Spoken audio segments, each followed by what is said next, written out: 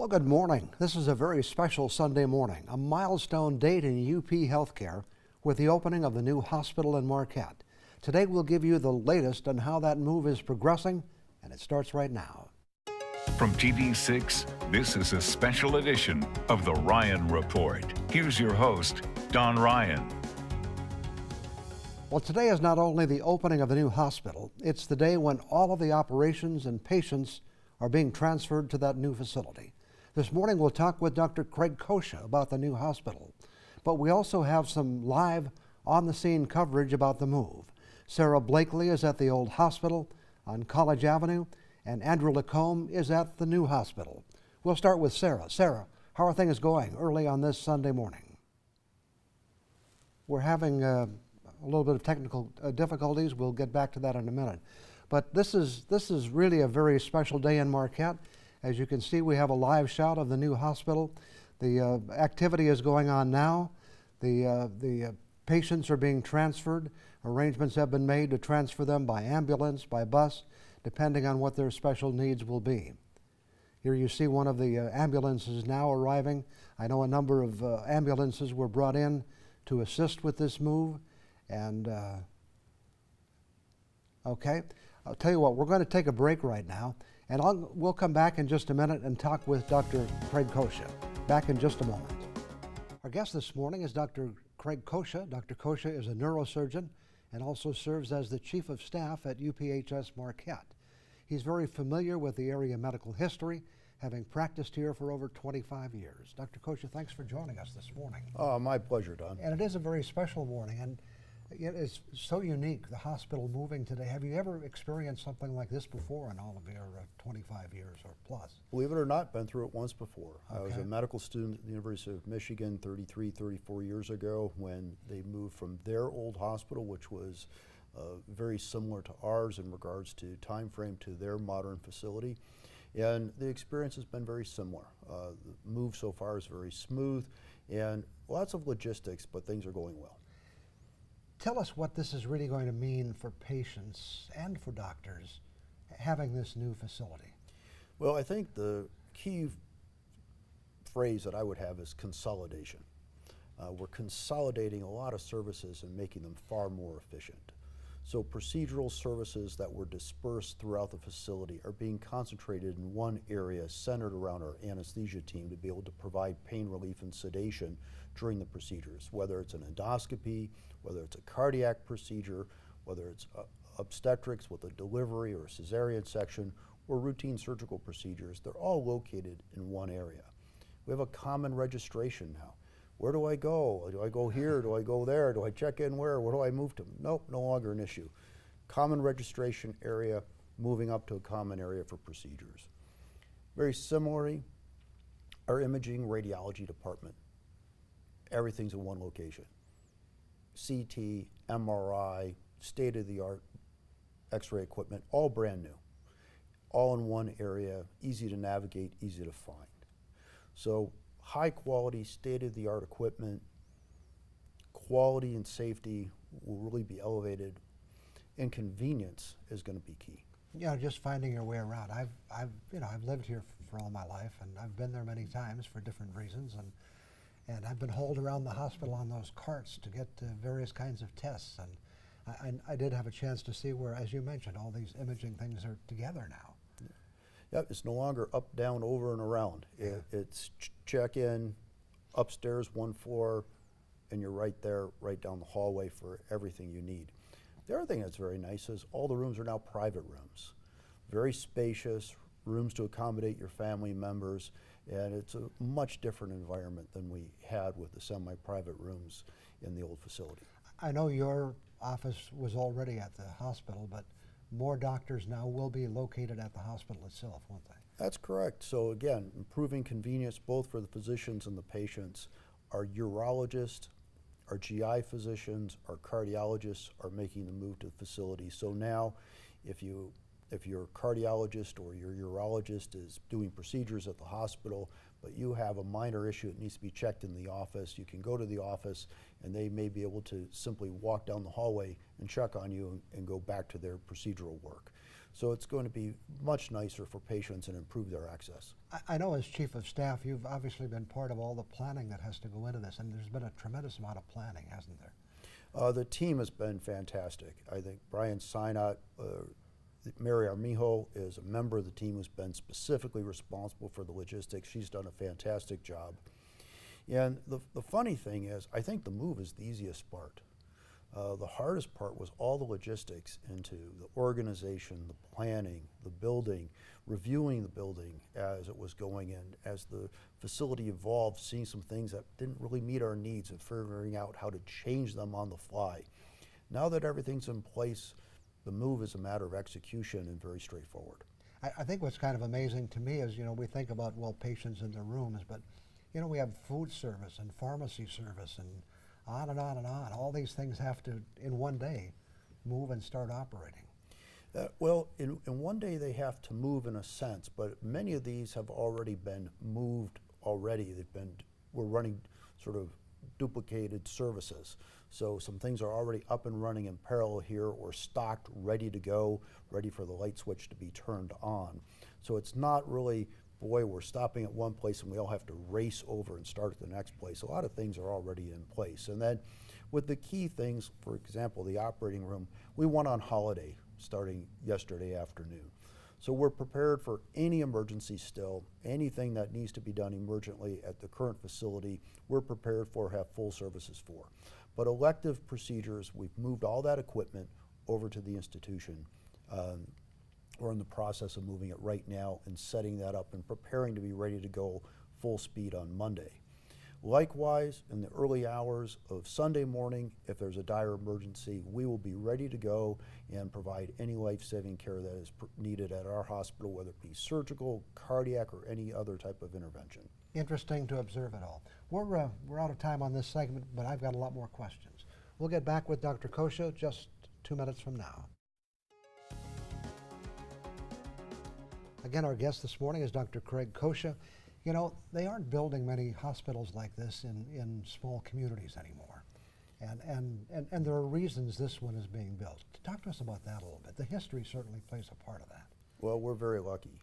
Rural health care and investment in rural health care is on the decline. And I have to say we're very grateful to LifePoint for their financial investment in the community and securing high-level health care in the years to come. But most importantly, this is an institution that was built by the community. In the early 1970s, 73, 74, the Marquette General Hospital was formed when St. Luke's and St. Mary's merged because community members saw the need for specialty care.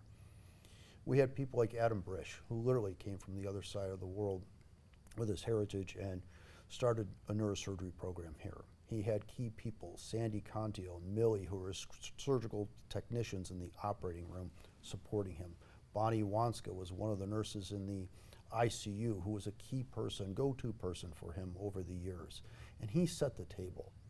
And now what we have looking forward is my latest partner, Dr. Sonia Geschwind, who actually is a Cameroon native, came to North America, educated in St. Louis, trained in Philadelphia, and those who know her know how superb she is and how community-oriented she is. She's part of our community. She's a friend and neighbor of many. And that's what this is really about. This institution has been built by the people, built literally. The tradesmen and tradeswomen of this community built that facility, and the underlying healthcare system has been built by all the people who participated in this community, whether they be physicians, nurses, skilled technicians, and as you mentioned, without the support services, food services, housekeeping, maintenance, advanced technicians to maintain the facility, we would not have what we've had over the years. And of course you had people who had really a vision, those involved with the administration of the hospital and the board and some of the early doctors who saw the possibility for Marquette becoming a regional medical center. No question. And I think that as we think back, Harlan Larson, Elwood Matson, Bob Milberg were really key in pushing the effort and saw the need for cancer care, advanced cardiac care. We had physicians like Aaron Schulnick and Dan Arnold arrive and start a national quality cancer program. Al Hunter came and shortly followed by Tom Legale, and they started our cardiac program. And our cardiac program has evolved to now where we have a Gladstone native, Chris Dosh, who's one of our cardiologists, and he's doing a lot of the work that Dr. Hunter used to do with a scalpel and opening the chest through a catheter. He can replace heart valves with a catheter at times. He's opening blocked coronary arteries with a catheter. It's amazing how well we've evolved. But again, it's still UP-centric, a Gladstone native.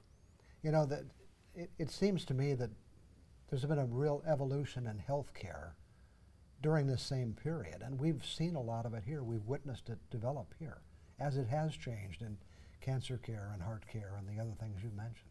Oh, you're absolutely right. And in fact, that's why the old hospital was, in a sense, so disparate and appearing so disorganized physically, because as healthcare evolved, we wanted it. We wanted state of the art. So we built it here, we built it there, and it was dispersed through the institution.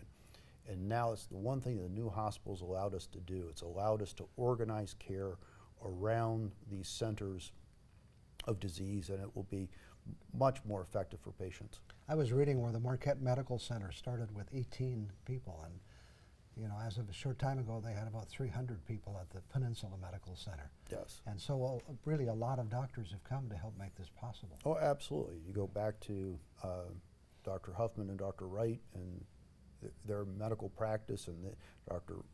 Wright really pushed high quality internal medicine, and the complement of all the physicians around that have been exceptional. What can we expect in the future? What's going to be on the agenda now? We have the new building. How do we take advantage of it? Well, I think the next step is expanding programming, working on the programs we have, recruiting more physicians so that access and availability to patients is improved, and adding technology as it's needed and as it evolves. Will this new hospital help to attract new doctors, do you think? Oh, there's no question. And in fact, I know a number of groups who've actually deferred having the recruiting candidates come visit until this summer so that they would be able to see the new hospital. This is really going to attract people to come. Again, we have the latest equipment in a very efficient setup and a wonderful place to live. We have less than a minute left, but you know, in many businesses you get a chance to do kind of a trial run, a dry run, those kinds of things.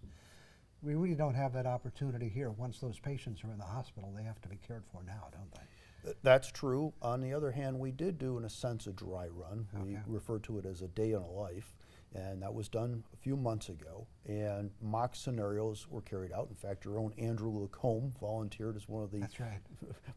model patients. And so that allowed us to make sure that the flow of patient care was appropriate. And absolutely, on those days we identified a number of things we could change and improve so that Sunday morning we are properly prepared. Well, this is certainly a big day, and we thank you for coming in this morning and sharing some background with us. My pleasure, Don. It's a pleasure. And most of all, it's a great day for the community. You built this facility. You should be proud of it. Okay. We'll be back with another progress report in just 2 minutes from now.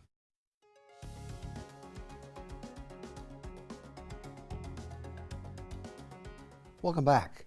You know, to paraphrase poet Robert Burns, the best laid plans of mice and men don't always go the way you want them to go.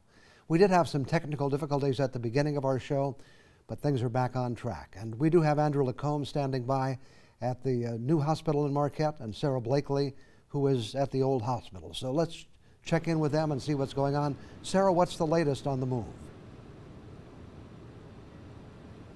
Hi, good morning, Don. I'm standing at the corner of Magnetic and Lee, and so far things seem to be running smoothly. Joining me right now is Allison Sundberg. She's the Director of Risk and Compliance here at UPHS Marquette. What updates can you give us so far? Well, things are going really well. We've completed all of our moves of our most sickest and critical care patients. Our ICU and our step-down units are now clear. They've all arrived at the new facility safely, and that includes some of our patients that are on ventilators. Some of those most fragile of our people have now arrived at the new facility. Now we're focusing on our medical surgical patients that are all in what we call the tower behind us on our 6th, 7th, and 8th floor. They have been moving since 6 this morning, but that is the majority of our group. So our ambulances are going to focus on that side of the street at this point. Yeah, and you've got lots of help, ambulances, police officers from all over. Tell us a little bit about that. There's about 400 people involved in this move, and maybe close to 100 are specific to the patient move, which I'm in charge of. The 60 ambulance crews that are here are moving those folks, of course, but we also have the Market City Police Department is manning all the intersections. The community is a big part of that because they're staying as much as possible out of the actual area. That's been publicized a lot in the last week or so to try to keep that traffic flow over here down as much as we can. We also, in addition to the ambulances, have moving trucks that you'll see, and some of our most critical equipment that couldn't move until the patient moved, that's being moved in parallel with us, and some of those moving vans are moving in the same tracks that we are. So there's like I said, 400 plus people involved right now that are getting these people over there safely, and all the things that need to go with them, like their extra equipment that we have to have. Lastly, our emergency department is, again, we're trying to take care of those last few patients that we have in our emergency department. Some of those are now being moved over by ambulance, not all of them. Some of them will continue to be treated here. And as I said on the first cut, is anyone that needs emergency services needs to go to the new hospital at this point, if that would be, that's where all the services for them are there. What we're doing here is finalizing care for the patients we have in-house on this side. Now, I know you guys kind of set aside about 8 hours of the day to kind of complete all of this. When will everything here at the old hospital campus be officially completely shut down? That's a really interesting story. There's a lot of things that are going to continue on this campus starting tomorrow and continuing on. A lot of our key departments will still be based on this side of town. But as far as patient care goes, we'll have some outpatient services that remain on this end. But patient care here, we will be shut down when the last patient leaves this facility. This one will be no longer considered a, quote, licensed hospital, and the new facility is active. We have 2 licenses for the case for the few hours during the move. The last patient that leaves this facility is no longer a hospital. It is a business part of our operations. All right, Allison, thank you so very much. Once again, we are at the corner of Magnetic and Lee Streets at the old hospital campus, where lots of patients are headed out to the new hospital. And right now we're actually going to join Andrew Lacombe at the new hospital with an update as patients are coming in. Andrew. Sarah, good morning to you. Good morning, everyone at home. Joining me right now is Victor Harrington, the Regional Marketing Director for UP Health System Marquette. Victor, give us the latest update on the move.